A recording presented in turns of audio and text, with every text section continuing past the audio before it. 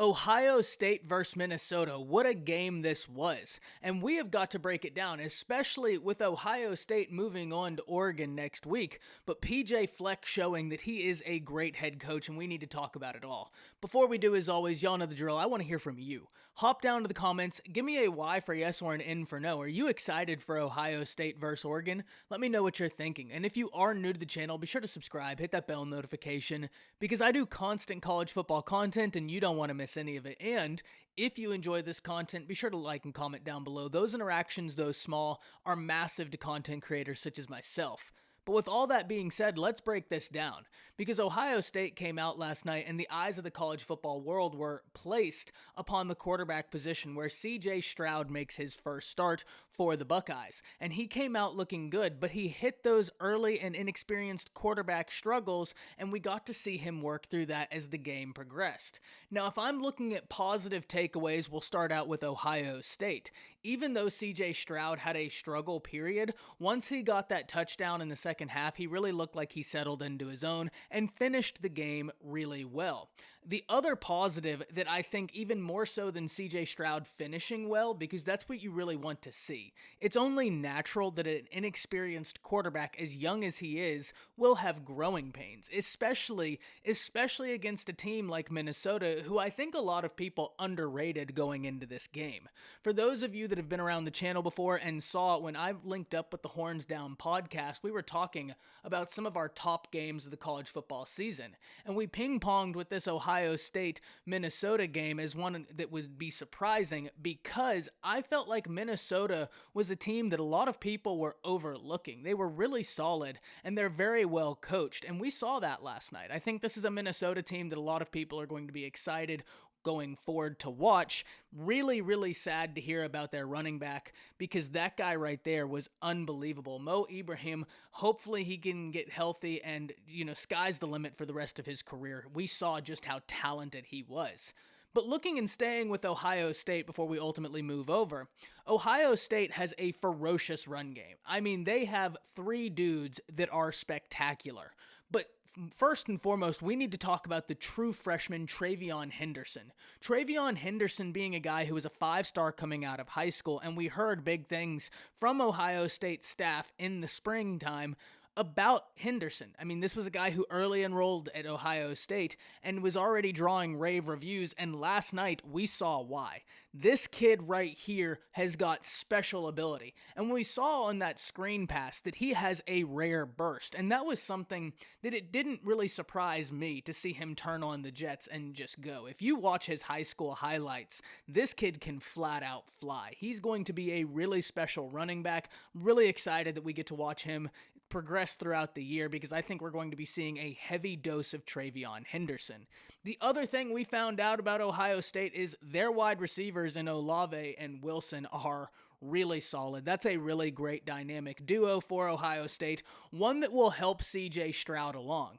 If I'm looking at it right now for Ohio State, CJ Stroud had some growing pains early in the game, but he really finished the game well, having touchdowns, having success, and looking more comfortable as the game went on, which really is all you can ask out of a young quarterback, especially when you're in a situation where you get to help your young quarterback out with very talented wideouts on the outside and a phenomenal running game. That's going to be something that will help CJ Stroud come along. I'm very excited to see this Ohio State offense against Oregon's defense because that's a bit of a different beast. But one in this game now for Ohio State Oregon, I just can't wait to see it because of the game last night.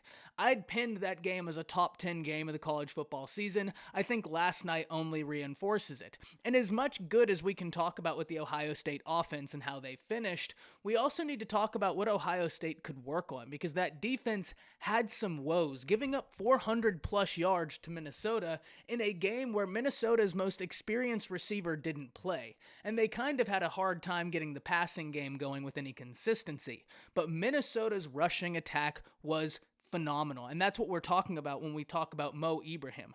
This kid right here had himself a night, and it was really sad to see him go down.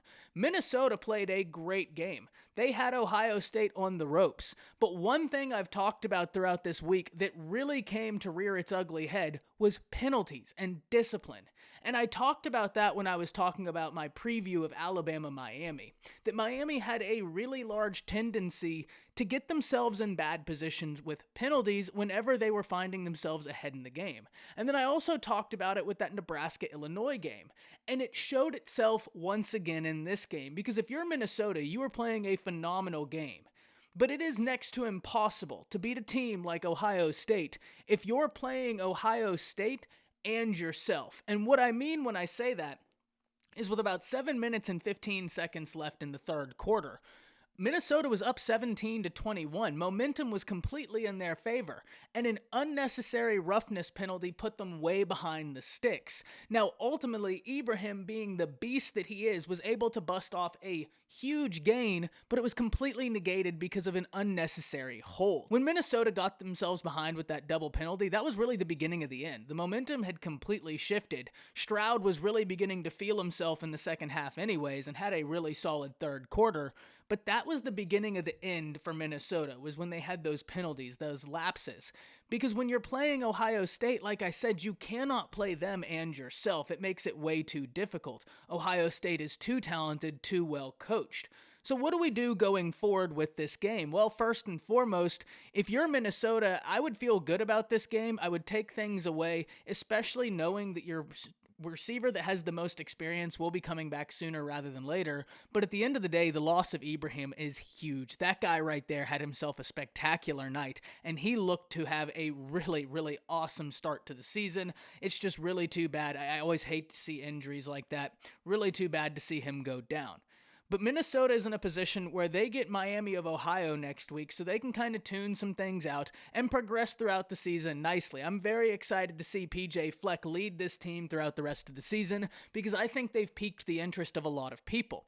On the flip side, if you're Ohio State, it was very surprising to see them give up 203 rush yards. Now, that being said, as the game progressed, that defensive front for Ohio State really started looking the part. They really started playing some good football.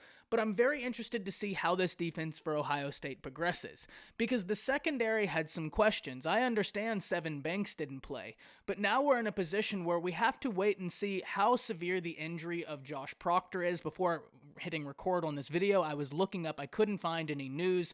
So if by the time this comes out there's news, by all means drop it down in the comments, or if you're watching this and news has already come out, by all means let me know, because that's something we're going to have to watch, because he's an individual that means an awful lot to this Ohio State defense, and as they progress throughout the season, I think he'd be a leader on that defense, so hopefully he gets back on the football field sooner rather than later. But this really just makes me more excited for that Ohio State-Oregon game. Hop down to the comments, let me know what you're thinking, let me know what you thought about Ohio State, Minnesota, and then let me know what you're thinking and your predictions for Ohio State-Oregon, a game that we will undoubtedly talking about as it approaches. That's it. See ya.